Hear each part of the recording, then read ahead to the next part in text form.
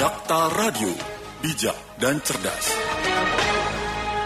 Rekan Dakta pukul 9.19 waktu Indonesia Barat, dan saatnya rekan Dakta kita masuk di segmen Dialog Suara Bekasi kerjasama Radio Dakta dan DPRD Kota Bekasi.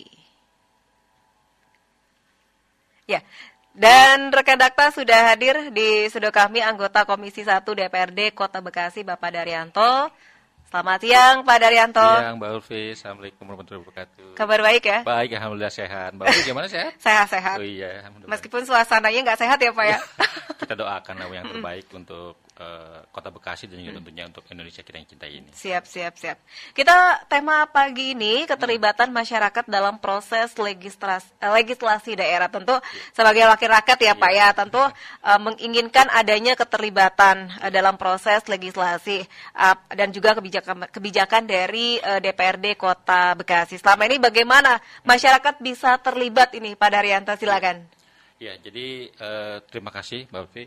Jadi kami dari DPRD Kota Bekasi tentunya membuka ruang sebesar-besarnya kepada masyarakat yang ingin menyampaikan aspirasinya ataupun hal-hal lain yang tentunya untuk kepentingan pemerintahan Kota Bekasi. Jadi memang untuk aspek-aspek penyampaian aspirasi itu bisa masyarakat bisa datang secara langsung ke DPRD Kota Bekasi.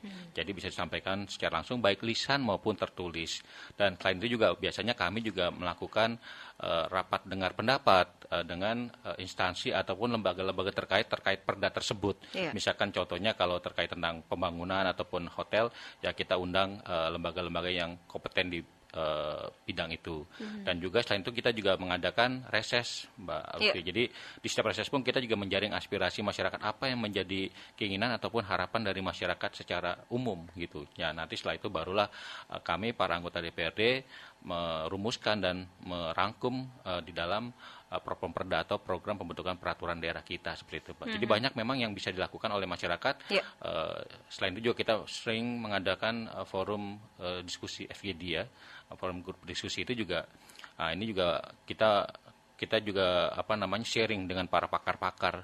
Nah, kebetulan juga kemarin tanggal 26 sampai 28 Agustus kemarin kami para kepala daerah dan juga ketua DPRD beserta Ketua Badan Pembentukan Peraturan Daerah mengadakan Rakornas. Jadi rapat koordinasi nasional khusus membahas tentang produk hukum daerah gitu. Nah di sana Pak Mendagri menyampaikan untuk agar produk hukum ini, untuk program hukum daerah ini juga menyesuaikan dengan keadaan zaman dan juga tentunya untuk kemajuan perekonomian, untuk meningkatkan perekonomian di daerah masing-masing seperti itu. Jadi banyak ya? Banyak sekali. Baik, jadi tentunya untuk rekan Dakta semuanya ya bisa menyampaikan aspirasinya dan lain sebagainya ya, tentu dengan mekanisme yang betul, yang memang sesuai dengan jalur ya. Iya, ini kan lagi ramai ya tentang penyampaian aspirasi. Jadi memang mungkin masyarakat juga harus tahu karena ada beberapa hal yang di beberapa tingkatan, yaitu ada aspirasi di tingkat pusat. Jadi memang itu melalui DPR RI yang mungkin kemarin teman-teman juga menyampaikan aspirasinya. Tapi kalau untuk di tingkat kota itu di DPRD kota atau kabupaten. Nah di provinsi pun juga bisa, karena provinsi pun juga membuat peraturan daerah sendiri untuk DPRD Provinsi Jawa Baratnya itu, Mbak. Baik. Tentu kalau untuk Kota Bekasi tadi kan secara lisan dan tertulis ya. Nah ini seperti apa untuk mekanismenya Pak Daryanto? Iya, kalau secara lisan, jadi memang kita rumah kita di DPRD itu terbuka untuk masyarakat secara umum. Jadi kalau memang ingin datang, ya kalau terkait masalah pemerintahan misalkan itu adanya dengan mitra Komisi 1. Nah, kalau terkait dengan masalah pembangunan itu bisa melalui Komisi 2. Di Komisi 2 itu ada tentang pembangunan dan juga dishub di situ.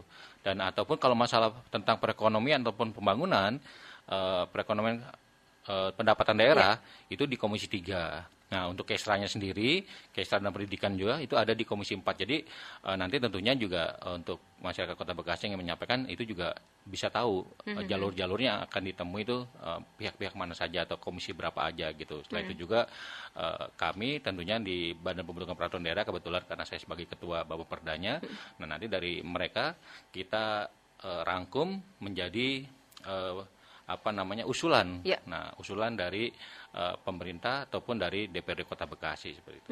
Baik. Ada perda ya, yang betul. Memang istilahnya kan dari menyampaikan juga, jadi membantu menyelesaikan masalah yang disampaikan wali kota atau masyarakat kepada DPRD ya tentunya ini. Untuk perda-perdanya nih bagaimana yang memang sudah ada di DPRD? Ya. Jadi kalau untuk tahun ini kita ada 11 program perda yang kita jalankan dan alhamdulillah kemarin juga sudah beberapa yang sudah kita selesaikan. Contohnya tentang perda pendapatan dan retribusi daerah, pendapatan dan retribusi daerah juga sudah selesai dan sekarang sudah dilaksanakan oleh pemerintah kota, dan juga kemarin beberapa perda yang kita sedang bahas juga, perda tentang peningkatan jalan dan angkutan umum, juga perda tentang pendidikan dan kota layak anaknya juga sudah kita bahas, dan beberapa lagi, dan masih ada beberapa lagi yang belum tuntas yang sedang dibahas saat ini situ. Baik, jadi itu istilahnya perda itu kan apa sih yang dibutuhkan oleh masyarakat seperti itu ya Pak? Betul, jadi prinsipnya perda itu adalah apa yang menjadi kebutuhan ataupun hal-hal yang diinginkan oleh masyarakat agar masyarakat mempunyai payung hukumnya gitu. Nah, contoh sekarang kemarin perda yang kita sudah selesaikan yaitu perda tentang bank sampah gitu. Nah, tentang itu pengolahan sampah itu di dalamnya adalah bank sampah dan bagaimana kita agar masyarakat punya payung hukumnya dan juga pemerintah punya payung hukum gitu. Agar nanti tidak jadi temuan ataupun hal-hal yang berdampak kepada penyalahgunaan ataupun hukum yang berlaku. Nah, makanya kita buatkan peraturan daerahnya. Nah, saya juga mendengar Pak Wali Kota sesuai dengan janji politiknya itu juga akan menyalurkan 100 juta untuk masing-masing RW. Nah, di situ Pak Wali juga mengisyaratkan agar RW yang menerima harus mempunyai sistem pengolahan sampah gitu. Jadi makanya, nah sebelum itu berlanjut kan artinya kita sudah menyiapkan payung hukumnya agar nanti jangan sampai juga RW yang menerima itu nanti kayaknya semuanya pengen banget ya 100 juta ya Pak. Jadi jangan sampai nanti yang RW yang menerima nanti berdampak hukum. Nah, amit-amit ya nanti penjara bisa penuh. Bermasalah uangnya. Iya, bermasalah. Makanya kita siapkan payung hukumnya agar yang dilakukan ini tidak bertentangan dengan hukum seperti itu. Oke, baik. Bank sampah apalagi Pak yang perdanya memang era perda dulu kan ya? Nah, ini udah selesai. Ini tinggal kita paripurnakan. Ini karena kita masih menunggu finalisasinya dari Jabar. Jadi sekarang ini untuk penerbitan peraturan daerah untuk penomoran tersebut registrasinya itu harus persetujuan dari Badan Hukum Provinsi Jawa Barat. Jadi nggak seperti zaman dulu Mbak, makanya banyak kalau dulu tuh perda-perda yang bertentangan akhirnya bertentangan dengan di atasnya. Jadi beberapa dulu pernah juga perda kita yang dicabut karena bertentangan dengan kebijakan dari yang di atasnya. Banyak itu Pak perdanya. Ada beberapa, contohnya dulu CSR kita pernah dicabut karena kita waktu itu menyantumkan 2% penghasilan dari perusahaan untuk diberikan kepada CSR, yang itu tidak diperbolehkan. Akhirnya perdanya direvisi dan dicabut itu. Mungkin ada direvisi ataupun dicabut. Mungkin revisi angkanya. Iya betul ya. Jadi memang tidak boleh menampilkan angka karena untuk teknisnya itu adanya di peraturan wali kota atau perkada atau peraturan kepala daerah. Itu. Baik. Pak, kalau untuk perda dari kota kemudian ke provinsi itu prosesnya berapa lama untuk disetujui atau tidak disetujui? Ya, jadi memang tergantung pada proses awal kita pembahasan di tingkat kota. Namun setelah selesai melakukan pembahasan, kita konsultasikan ke Biro Hukum dan juga Kemenkumham. Nah, nanti dari sana apakah ini bertentangan atau tidak, terus apakah sudah ada perda ini di tempat yang lain gitu, di perda-perda yang lain apakah sudah ada atau belum. Nah, itu makanya kita konsultasikan lebih dahulu. Tapi kalau memang sudah ada, nah akhirnya lebih baik ini dilakukan perubahan. Nah, seperti itulah. Baik. Kalau untuk pembahasan perda di DPRD kota ada berapa sekarang Pak? Kita ada 11, 6 usulan dari pemerintah Kota Bekasi, 5 inisiatif dari DPRD Kota Bekasi. Gitu. Apa aja itu Pak yang dari Pemkot? Nah kalau Pemkot itu kemarin salah satunya, nah kalau 3 itu kan raperda wajib itu tentang APBD. Jadi APBD perubahan, terus APBD 2026 nanti dan semacamnya. Nah, usulan kita itu salah satunya juga di DPR itu tentang pemakaman, teknik tata laksana pemakaman, karena sekarang ini juga menjadi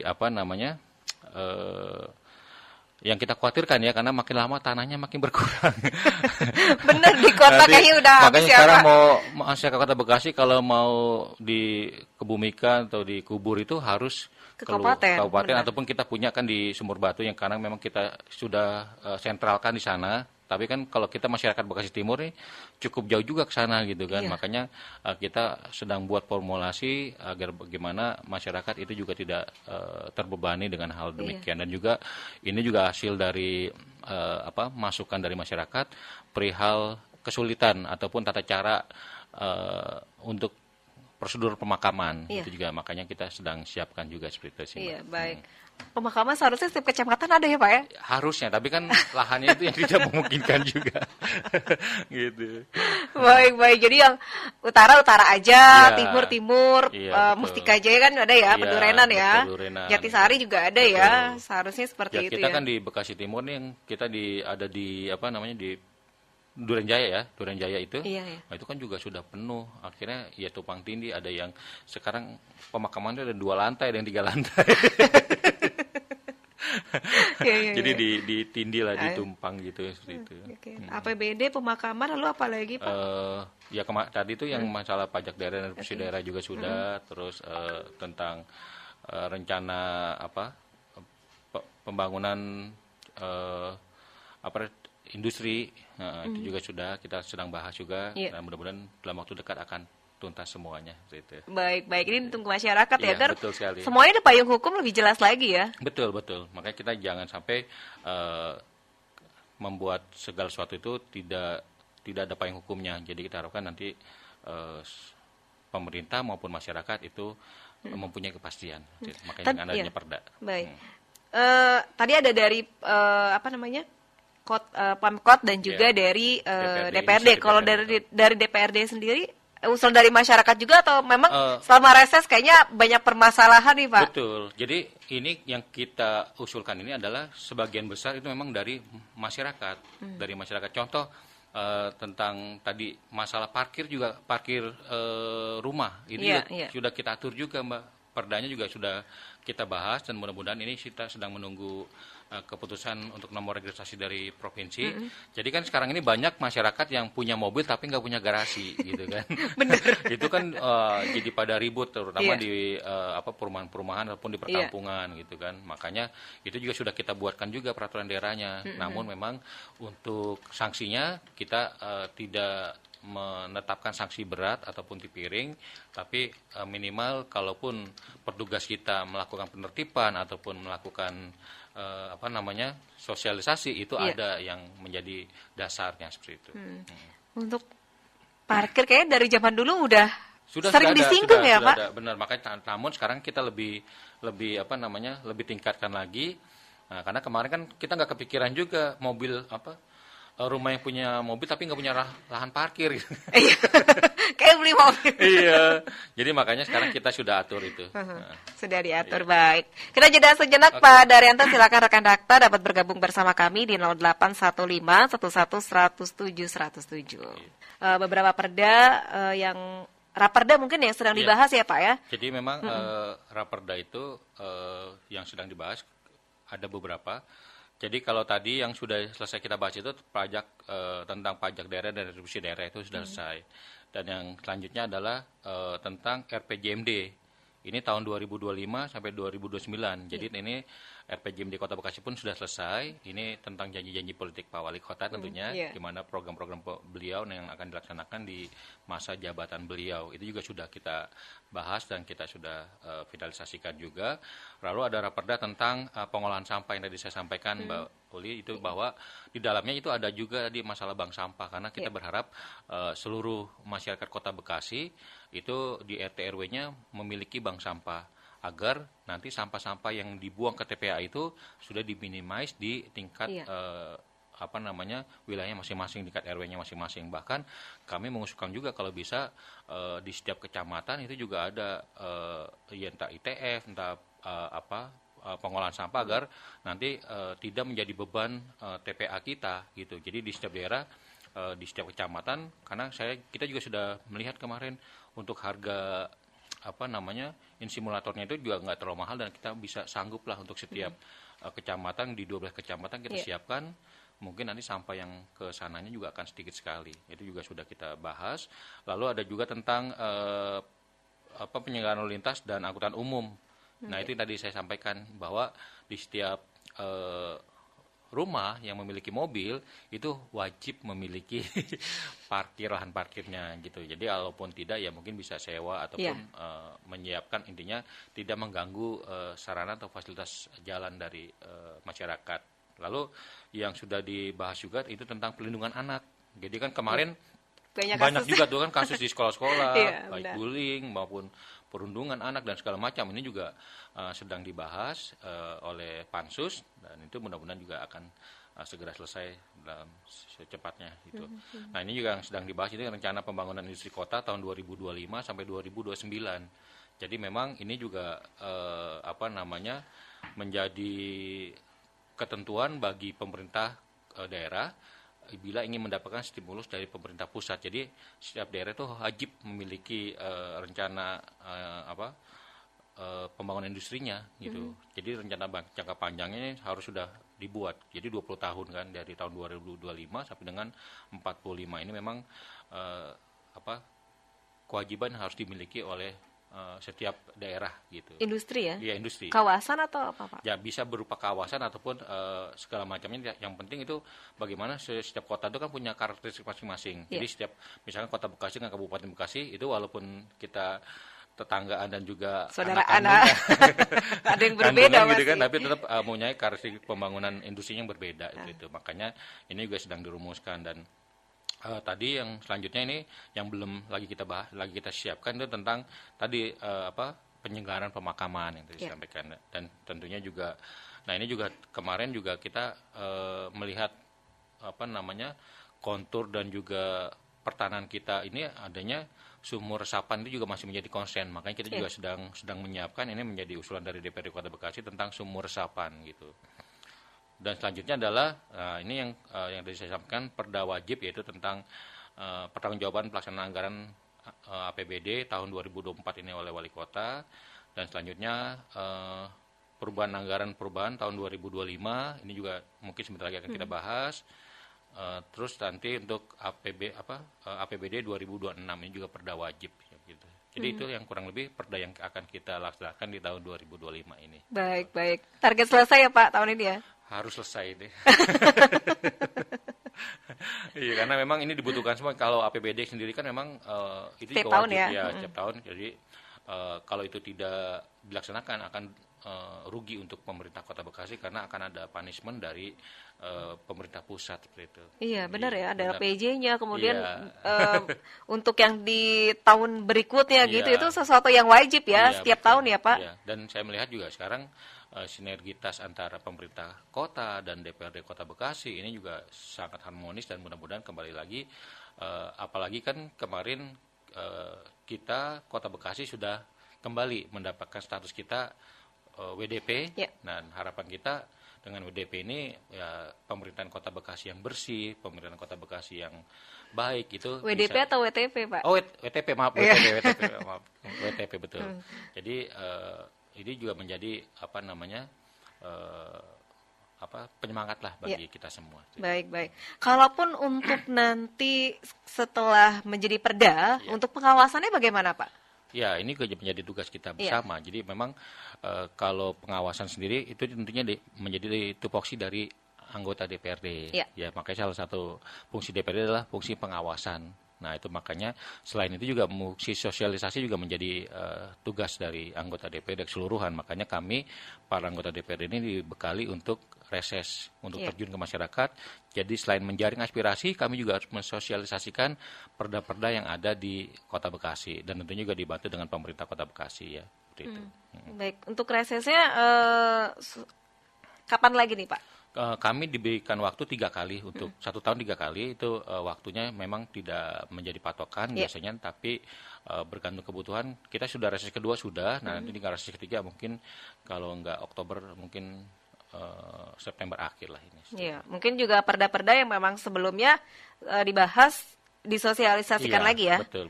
Kemudian nggak menutup kemungkinan ketika nanti setelah reses muncul raperda lagi ya Pak? Iya, nanti kan usulan setiap tahun kan kita ada. Setiap tahun nanti makanya usulan apalagi yang menjadi harapan masyarakat, nah itu yang nanti kita usulkan kembali. Gitu. Dan di tengah jalan pun bisa Mbak Ulfi. Jadi kalau misalkan sekarang, ternyata ya contoh tadi rencana pembangunan industri itu, industri kota itu juga itu munculnya bukan dari awal tahun tapi pertengahan tahun. Karena memang ini dibutuhkan, makanya kita lakukan perubahan program perda. Bisa kok. Seperti itu. Bisa. Ketika memang sudah ada beberapa, tiba-tiba muncul baru lagi, itu nggak masalah ya? Nggak masalah. Gitu. Pembahasannya pun juga nggak mempengaruhi yang sebelumnya ya? Enggak. Ya mungkin hanya urutannya saja yang tadinya ini prioritasnya, misalkan nomor 4, ada menjadi nomor 5. Jadi yang kita utamakan yang depannya lebih dahulu, seperti itu. Baik. Dari sekian banyak Pak, raperda atau perda yang menjadi prioritas kan tentu kan misalkan ada 11 nih, kira-kira dari 11 ini mana yang harus didahulukan? Nah, itu bagaimana dengan teman-teman di DPRD? Ya, makanya kan dari awal pada saat kita laporkan di paripurna, jadi tentunya program perda ini dilaporkan di paripurna, Mbak Ulfi. Jadi memang, nah itu nomor urutannya sesuai dengan sekuensialnya itu. Jadi urutannya sesuai. Jadi nomor 1 sudah selesai, nomor 2, nomor 3, nomor 4 dan 5 dan seterusnya itu kita itu nomor urutan yang akan menjadi skala prioritas seperti itu.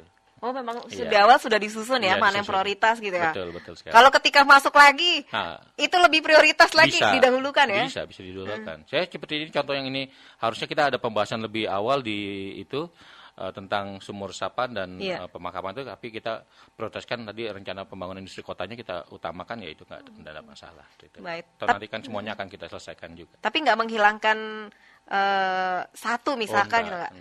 Nggak ada. Itu semuanya di skala prioritas kita. Gitu.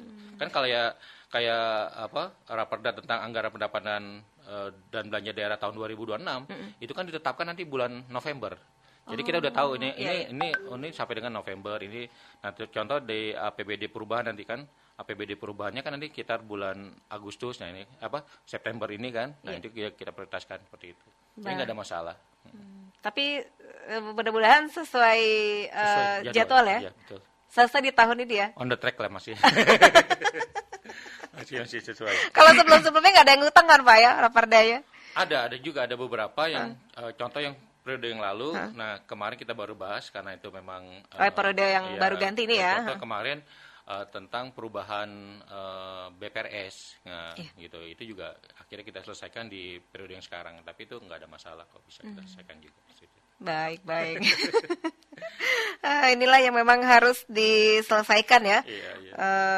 Ya mudah-mudahan sih bisa cepat selesai ya Pak ya, dan masyarakat lebih paham lagi dan payung hukumnya juga ada ya. Nah maka dari itu kita butuh masukan ataupun input saran dari masyarakat karena kalau kami mungkin dengan keterbatasan pengetahuan kami, dengan keterbatasan pengalaman kami, tentunya dengan bantuan ataupun input saran dari masyarakat, ini akan menjadi lebih menyempurnakan raperda kita dan tentunya akan lebih bermanfaat bagi masyarakat Kota Bekasi pada khususnya itu. Iya, baik.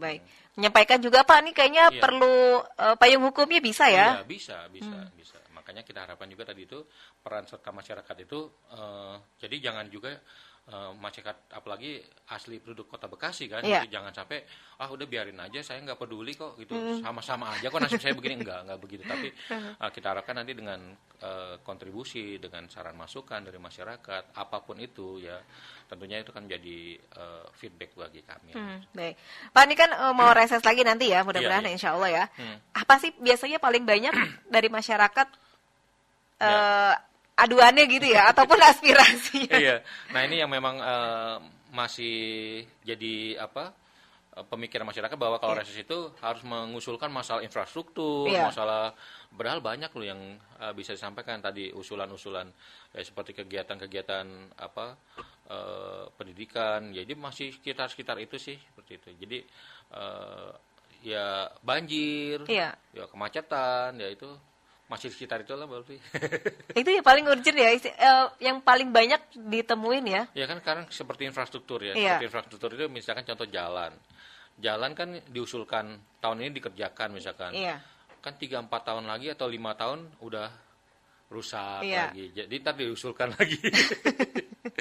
Ya makanya juga saya selalu menghimbau dan mengajak kepada masyarakat untuk sesuatu hal yang sudah dikerjakan, tolong dijaga, tolong dirawat agar tentunya lifetime-nya lebih panjang lah. Seperti itu. Jadi jangan sampai juga baru dikerjakan tahun ini, tahun depan sudah rusak, karena ya itu juga makanya pengawasan masyarakat juga Iya, perlu benar. tentang mutu. Ya, karena kan kami juga mungkin hanya menyalurkan aspirasinya, tapi kalau pengerjaannya kan kita nggak tahu. Iya. Yang mengerjakan siapa itu sudah menjadi tugas dari pemerintah kota. Iya. Jadi makanya kita harapkan juga peran masyarakat. Oh ini kalau ada pengerjaan yang tidak benar atau ada pengurangan dan sebagainya, itu laporkan. Iya. Karena itu sudah masuk ke dalam ranah pidana. Begitu. Baik.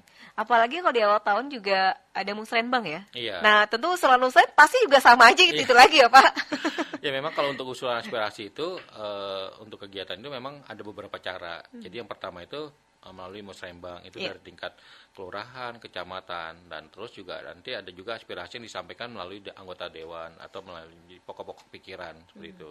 Dan yang ketiga juga bisa aspirasi itu disampaikan melalui dinas terkait. Iya. Gitu. Misalkan kalau masalah pendidikan, beliau juga masyarakat juga bisa langsung ke dinas pendidikan atau masalah infrastruktur, Iya. bisa misalkan masalah jalan bisa ke BMSDA atau masalah bangunan itu juga bisa langsung ke Disperkimtan. Jadi masyarakat juga bisa langsung ke dinas-dinas terkait itu. Jadi proyek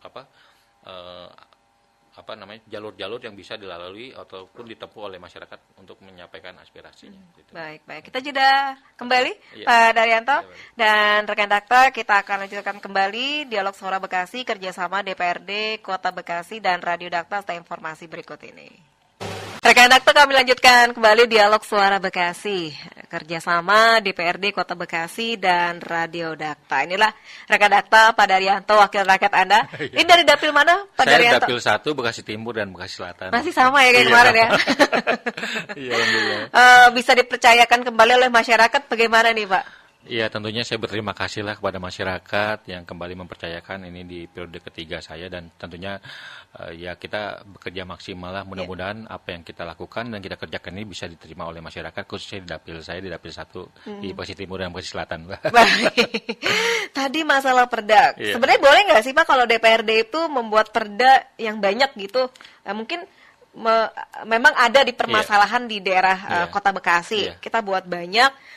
Diperbolehkan nggak sih dari pusat untuk membuat tersebut? Ya asalkan Iya. bisa selesai di tahun itu. Jadi untuk pengajuan perda ini sekarang juga memang mekanismenya berbeda dengan yang tahun-tahun sebelumnya. Jadi memang pemerintah pusat dalam hal ini sekarang lebih memfilter perda-perda yang ada ataupun perda-perda yang akan diajukan. Iya. Maka dari itu contoh kemarin yang 2025 ini kita mengajukan sebenarnya usulan DPR itu ada 12, Mbak. Hanya yang disetujui itu 4 gitu. Jadi dari 12 itu yang 8-nya itu tidak disetujui. Jadi makanya kita tidak lanjutkan pembahasannya. Dan juga ada perda-perda yang tidak diperkenankan ataupun tidak diperbolehkan dibahas di daerah masing-masing. Jadi itu menjadi kewenangan pusat. Jadi contohnya itu tentang urusan politik luar negeri. Jadi setiap daerah itu tidak diperbolehkan untuk membahas ataupun membuat perda urusan politik luar negeri. Itu yang pertama. Yang kedua juga perda tentang urusan pertahanan. ini juga menjadi kewenangan pusat. Jadi setiap daerah nggak diperbolehkan bikin perda masing-masing daerah ini pertahanannya harus begini. Jadi itu menjadi kewenangan dari pemerintah pusat. Yang ketiga juga urusan keamanan gitu. Jadi ini juga untuk daerah tidak diperbolehkan juga untuk membuat perda tentang keamanan, walaupun ya secara spesifiknya mungkin ya kalau bicara tradisi di daerah itu diperbolehkan, tapi kalau bicara keamanan sendiri yang menyangkut keamanan dengan wilayah-wilayah lain itu tidak diperbolehkan. Yang keempat itu terkait masalah hukum. Jadi daerah juga tidak boleh nih membuat ataupun mendirikan peradilan sendiri gitu. Jadi makanya walaupun ini kan ada perdanya, ini ada peraturannya, itu yang tidak diperbolehkan sama pemerintah pusat juga. Dan yang selanjutnya adalah masalah agama. Ini juga urusan agama pun menjadi kewenangan pemerintah pusat. Jadi makanya misalkan di daerah jadi yang diperbolehkan hanya agama ini dan agama ini, itu tidak diperbolehkan. Makanya urusan agama pun menjadi urusan pusat kewenangannya. Dan selanjutnya ada urusan moneter. Masalah keuangan juga ini menjadi kebijakan. Jadi nggak boleh juga daerah, karena kan daerah ini punya inflasi dan bukan punya BUMD. Misalkan kita punya bank gitu kan. Nah terus menentukan sendiri fiskalnya, itu nggak boleh. Makanya itu harus tetap kewenangan ada di pemerintah pusat. Walaupun kan misalkan Jawa Barat nih punya Bank Jabar. Saya mau berhak dong menentukan sendiri. Nggak bisa, itu nggak bisa. Jadi itu menjadi kewenangan dari pemerintah pusat. Jadi itulah kurang lebih 6 urusan yang memang menjadi kewenangan dari pemerintah pusat. Berarti kalau ada permasalahan yang seperti ini misalkan berarti ke pusat ya? Enggak, artinya sudah tidak itu jadi kewenangan pusat. Lalu kalaupun kita ingin mengajukan hal ini, itu pasti akan ditolak langsung dari Kemenkumham. Karena sebelum kita melakukan pembahasan itu biasanya kita harmonisasi dulu ke Kemenkumham. Jadi kita bawa judulnya kita, terus narasi kita, perda-perda yang kita harapkan itu kita semacam melakukan pembahasan ke Kemenkumham. Nanti mereka baru bilang ini diperbolehkan, ini boleh dilanjutkan, ini lebih baik Pak tidak dilanjutkan karena ini menjadi kewenangan pusat dan sebagainya. Seperti itulah. Pernah seperti itu di kota? Jadi itu yang tadi saya bilang, kita dari kemarin kita mengusulkan 12 usulan dari DPR itu 12. Tapi yang hanya diperbolehkan itu 4 gitu. 2 pun perubahan karena dari usulan kita itu tentang bank sampah itu disarankan dimasukkan saja ke dalam perda pengolahan sampah karena ini sudah ada perda kita yang terdahulu. Tinggal dimasukkan poinnya, Anda inginnya seperti apa. Ini seperti itu. Berarti yang mengajukan 12 ternyata 4. 4 betul. Ternyata 4 itu masuk kriteria yang memang tidak diperbolehkan dibuat perda karena sudah ada pusat ya Pak ya. Betul. Dan juga biasanya ada perda yang juga itu sudah ada di perda kita sebelumnya. Jadi makanya biasanya sih beliau juga mengembalikan kepada kita, mereka juga mengembalikan kepada kita. Silakan apakah ini mau dilanjutkan atau tidak. Tapi kalau ini perdanya sudah ada. Kan kalau mereka kan punya database-nya ya. Gitu. Jadi makanya itu yang kita lakukan pembahasan terlebih dahulu. Gitu. Baik. Berarti nanti kan ketika mau ada perda lagi lihat ya sebelumnya udah ada belum gitu ya. Betul. Nah ini kadang-kadang ini yang lagi kita juga lakukan sekarang ini Mbak Uli. Jadi memang kita juga sedang membuka perda-perda yang lama kita, mana perda yang masih aktif, mana perda yang sudah tidak berfungsi atau tidak digunakan lagi. Jadi karena memang cukup banyak juga perda-perda yang memang sudah expired juga, sudah tidak digunakan lagi dan sudah ada produk hukum barunya. Nah ini juga sedang kita sedang kita rangkum. Mudah-mudahan di akhir bulan ini atau akhir tahun ini kita sudah beres. Tahun depan kita akan adakan pencabutan ataupun penghapusan dari perda-perda yang sudah tidak digunakan lagi. Itu kenapa Pak nggak digunakan? Memang sudah, jadi gini, sudah ada payung hukum baru ataupun ada peraturan baru yang di pusat. Jadi makanya itu sudah tidak digunakan lagi, tapi tidak dicabut juga seperti itu. Baik, berarti mengacunya kepada yang pusat ya untuk pasti. Kalau kita membuat peraturan daerah itu harus mempunyai payung hukumnya yang lebih tinggi di atasnya. Gitu. Kita nggak bisa juga membuat perda yang tidak ada payung hukum di atasnya seperti itu. Baik. Kalau mengaktifkan kembali perda tersebut, misalkan ternyata itu sudah habis ya, dan memang di masyarakat butuh juga yang itu, bagaimana Pak? Bisa, nanti kan kita tinggal lakukan perubahan. Jadi tadi contoh kayak bank sampah, kan zaman dulu nggak ada bank sampah kan, pengolahan sampahnya aja gitu. Tapi kita masukkan perda tentang bank sampah. Tadi kita mau bikin perda sendiri, perda tentang bank sampah gitu. Tapi ya berdasarkan masukan tersebut, akhirnya kita lakukan perubahan di pengolahan sampah itu. Oh, berarti Gitu. lebih spesifik Lebih lagi spesifik, ya? iya, bisa. Biasanya kan masuk ke lingkungan ya, Iya. atau enggak pengolahan sampah ya? Iya, betul. Itu akan beda lagi nanti dengan pengolahan sampah dan bank sampahnya, Pak? Enggak, makanya enggak, karena itu hampir sama, Iya. jadi makanya kita lakukan perubahan saja. Jadi tidak bikin perda baru. Gitu, Bali. Mungkin ada beberapa yang direvisi gitu ya? Hanya direvisi saja, betul. Siap. Ya, itulah dinamikanya ya, Pak ya? Iya, betul sekali. Ya, contoh juga sekarang kan teman-teman mahasiswa, baik dari buruh dan segala macamnya, itu juga sekarang yang sedang ramai ini kan tentunya menyampaikan aspirasi juga. Ya, Termasuk benar. kami juga nanti akan menerima aspirasi dari teman-teman mahasiswa. Nah, mereka juga menyuarakan tentang beberapa perubahan dan harapan mereka juga ini bisa diusulkan ke pemerintah ataupun ke DPR RI. Karena kan kita juga kewenangannya hanya sampai di tingkat daerah. Iya. Sedangkan yang teman-teman mahasiswa usulkan ini adalah kewenangannya di DPR RI. Namun kami juga bisa melakukan komunikasi ke pimpinan kami yang di pusat. Tentunya harapan kita juga tentunya apa yang menjadi aspirasi ataupun harapan dari mahasiswa, dari masyarakat, dari para buruh ataupun yang lainnya, ini bisa terrealisasi dan segera diperbaiki. Apalagi kalau kemarin kita juga sudah mendengar Iya. Pak Presiden kita juga menyampaikan pidatonya dan juga menyampaikan hasil pertemuan dengan para ketua-ketua partai itu. Saya berharap juga bisa lebih menyejukkan dan lebih diterima lah oleh para masyarakat ataupun para warga negara Republik Indonesia ini. Ya. Gitu. Apalagi kan wakil rakyat mengikut sertakan masyarakat ya, Pak ya? Betul. Ya, karena kan produk yang kita buat ini adalah oleh masyarakat untuk masyarakat. Iya. Jadi dari masyarakat oleh masyarakat untuk masyarakat. Jadi kembali lagi ini semua untuk kita semua. Gitu. Baik. Mungkin pesan-pesannya apa nih, Pak, kepada masyarakat juga dengan situasi seperti ini dan juga nanti terus aktif juga untuk menyampaikan aspirasinya kepada wakil rakyat kita di Kota Bekasi. Iya, kalau terkait masalah yang sekarang ini kita sedang jalani, ya tentunya kami berterima kasih kepada seluruh masyarakat, khususnya yang ada di Kota Bekasi dan umumnya yang seluruh Indonesia melalui Radio Dakta ini. Tentu, ayo kita jaga kondusivitas kita, jaga kedamaian dan tentunya juga kita pererat tali silaturahmi dan mudah-mudahan apa yang menjadi harapan kita itu bisa terrealisasi dan tersampaikan dengan baik.